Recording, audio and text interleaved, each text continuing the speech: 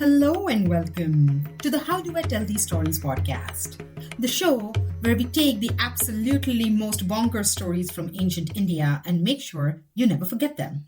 I'm your host, and today I am so excited because we are going to take a detour and go to Hastinapur, the city at the center of everything. Stay with me, it's going to be fantastic. When I think about world building, my mind goes to The Lord of the Rings. J.R.R. Tolkien spent decades building Middle-earth. Men, elves, dwarves, hobbits, ents, wizards, orcs, trolls. What a great world-building achievement. Vyas did exactly this 2,500 years ago. And it has more categories. In the world of Mahabharata, humans are one entry on a much longer list. Devas, Asuras, Daityas, Danavas, Gandharvas, Apsaras, Yakshas, Rakshasas, Vanaras. All of them sharing the same world, sometimes the same city. Intermarrying, fighting, making alliances, losing them, living next door to each other and having opinions about it. 8 categories of beings, I know. Take a moment. Before we go any further in the story, we need to understand the world it takes place in.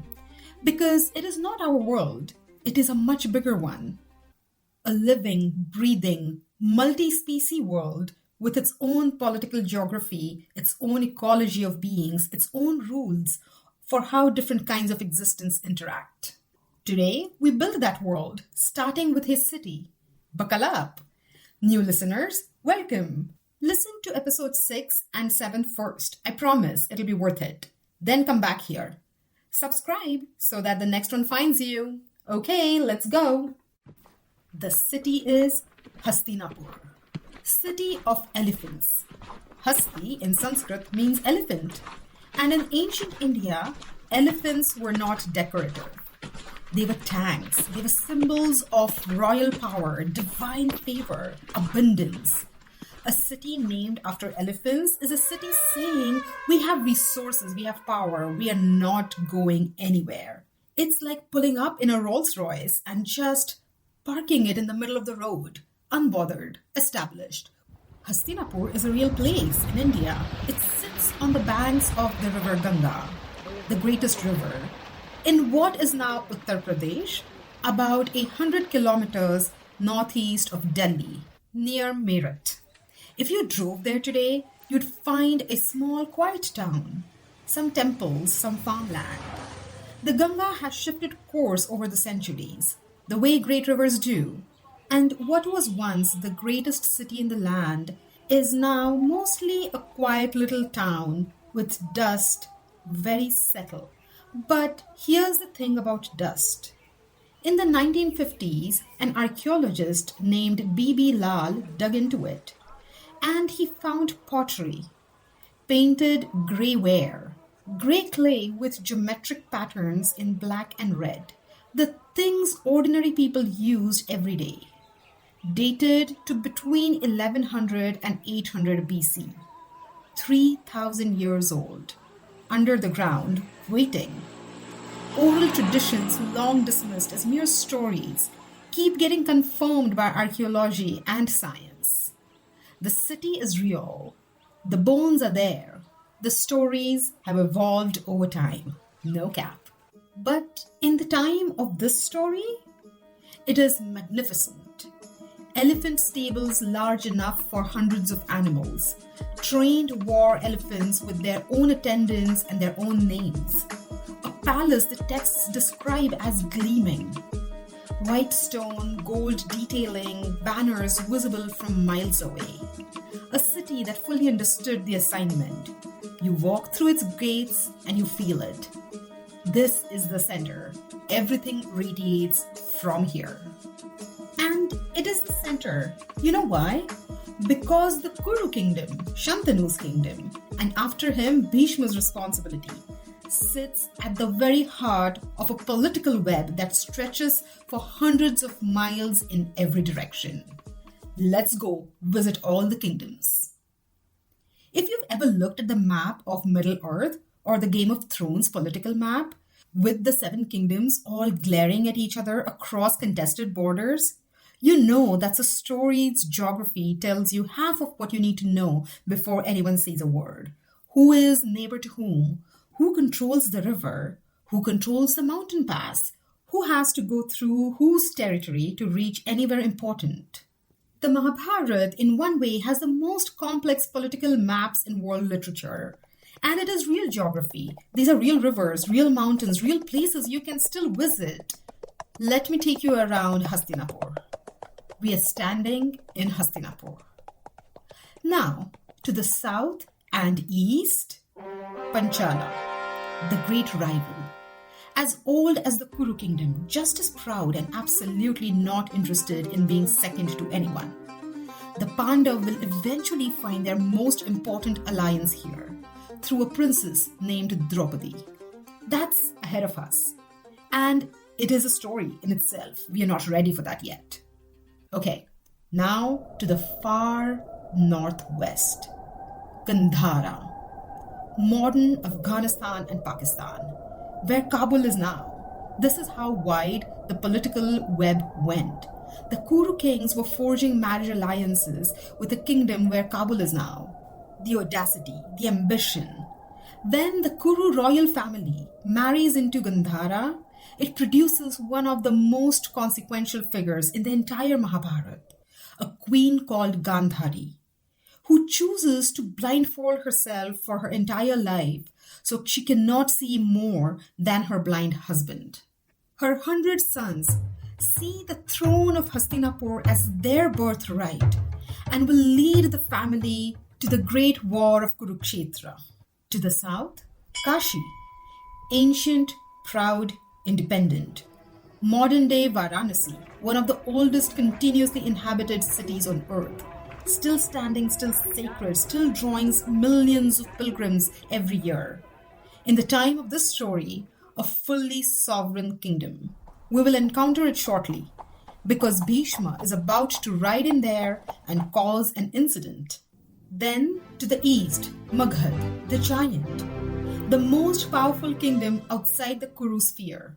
King Jarasandha, one of the most formidable rulers of his era, who fought Krishna's allies repeatedly and whose removal becomes one of the Pandavas' first major tasks. Magad is roughly modern Bihar, the same region that later produces the Maurya Empire, the Gupta Empire, some of the most consequential political moments in Indian history. The land just keeps producing power. Bihar said built different, and history said, yes, correct.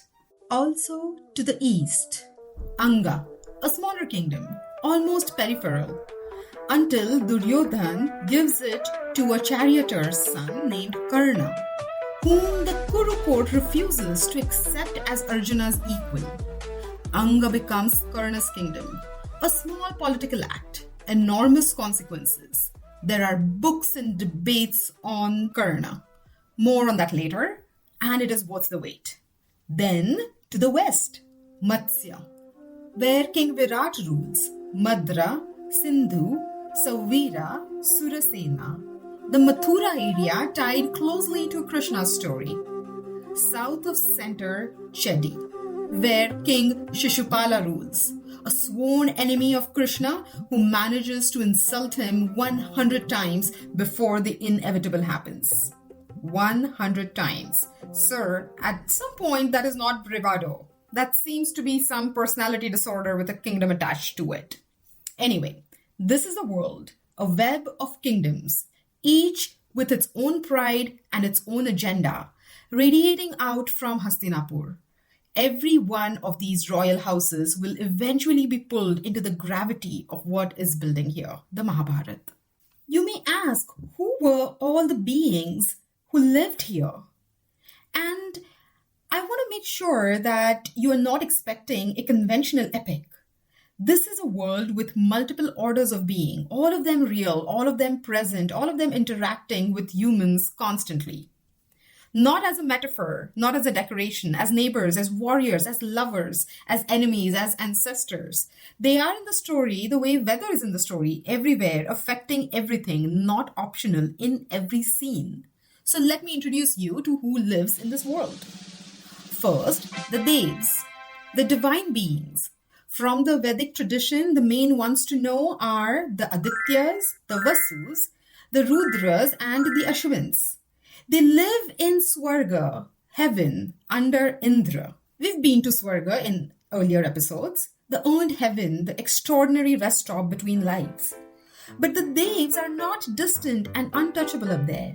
They come to earth, they have children with humans, they scheme, they meddle, they make deals, they get things spectacularly wrong sometimes. And Indra, their king, disguises himself as a beggar one time to steal a warrior's divine armor. He sends a celestial being, a woman, to break a sage's meditation so the sage stops getting too powerful. He brings rain and withholds it based on his personal mood. He is fully, personally involved in the affairs of Earth all the time.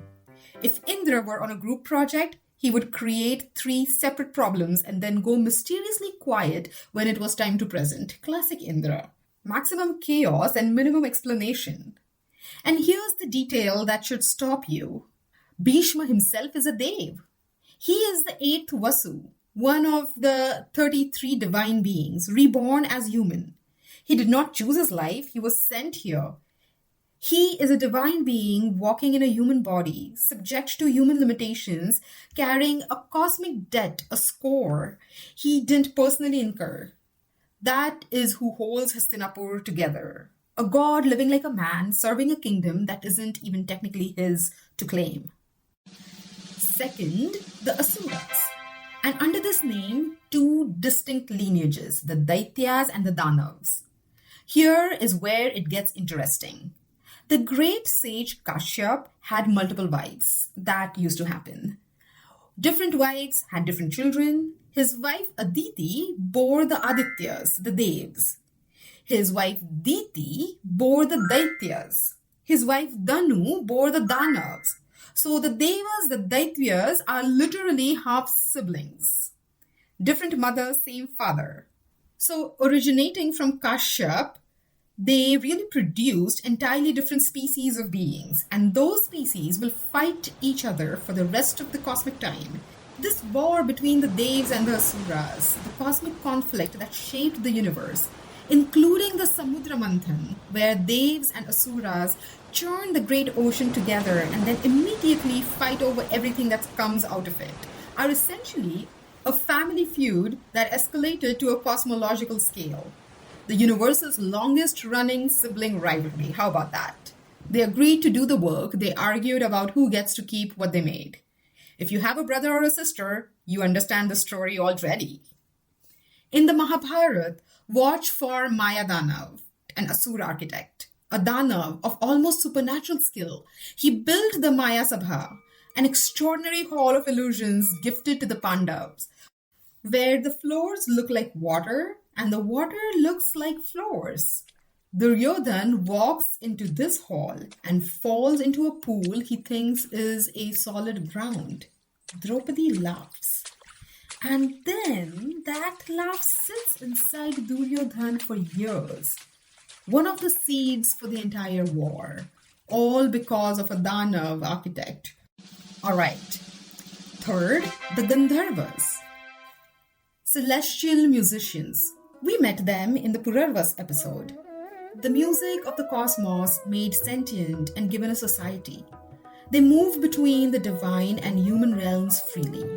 Beautiful, skilled, associated with art and intoxication and a very particular kind of celestial swagger.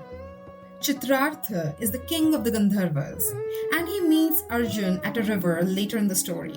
Instead of fighting, they become friends. He teaches Arjun the art of celestial vision. Very much a Gen Z conflict resolution moment. We were going to fight, and then we just talked about it, and now we are friends actually. But Gandharvas are not just atmosphere. They are consequential in ways that catch you off guard. A Gandharva king, also named Chitrangad, yes, the same name as Chantanu's son, and no, the Mahabharata is not saying it made a mistake for that. It is very deliberate, challenges that young king to battle. They fight for 3 years, the king dies. The death is why Bhishma ends up a regent. That death reshapes the entire succession of the most powerful kingdom in the land. A celestial musicians changed history casually. Alright, fourth, the Apsaras. Paired with the Gandharvas, celestial dancers and singers. Urvashi, Menaka, Rambha, Tilotma. We've met Urvashi in Purarvasa's episode. Sent by Indra, obviously. Another Apsara, Menaka, yet again sent by Indra to distract a sage, was Shakuntala's mother. The mother of the ancestor who named this entire civilization, Bharatvarsha. So, the Apsaras are very load-bearing in this genealogy in ways people do not talk about enough. Tilotma is my personal favorite Mahabharata operation, and I'll tell you why. Two Asura brothers named Sunda and Upasunda are invincible. No weapon can defeat them because they trust each other completely. They fight as one, no one can get between them. So the gods put their heads together, and the solution they arrive at to remove Sunda's and Upasunda's power is Tilotma. She is created specifically by the divine craftsman Vishwakarma on Brahma's direct orders to walk past these brothers and let nature take its course. She walks past, both brothers fall in love, they fight each other for her, they kill each other. Okay, next, fifth, the Yakshas. Yakshas are where the natural world gets a voice and a test. Their king is Kuber, lord of wealth, guardian of the north, living in a Himalayan palace that makes Hastinapur look like a nice starter home. But what you need to know about Yaksha is this one story. The Pandavas are in exile in the forest, and a crane enchants a lake. Anyone who drinks from it without answering the crane's questions first dies. One by one, the Pandav brothers go to the lake. One by one, they fall. Finally, Yudhishthir goes. The crane asks him questions, not riddles, deep philosophical questions about dharma, about time, about what is more numerous than grass, about what travels faster than light. Yudhishthir answers every single one without hesitation. The crane reveals itself. It is Yama, the god of death, Yudhishthir's own father, in disguise as a crane in a lake, in a forest, testing his son. And like that, all the brothers come back to life. This is the Yaksha story. It is one of the greatest philosophical passages of the entire epic, happening in a forest, in exile at a lake, because that is how this world works.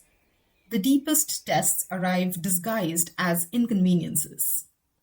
All right, sixth, are you ready? The Rakshas. Often translated as demons. I am not sure if that is a very accurate translation. I think it is quite a flattening, so dramatic, it should come with a disclaimer. Where this becomes interesting is what the Mahabharata actually does with them, because Mahabharata refuses to let them be simply the bad guys. Bhima, one of the 5 Pandav brothers, the one with the strength of 10,000 elephants, the one who's basically the physical threat of the group, who ends up marrying a Rakshas, Hidimbi.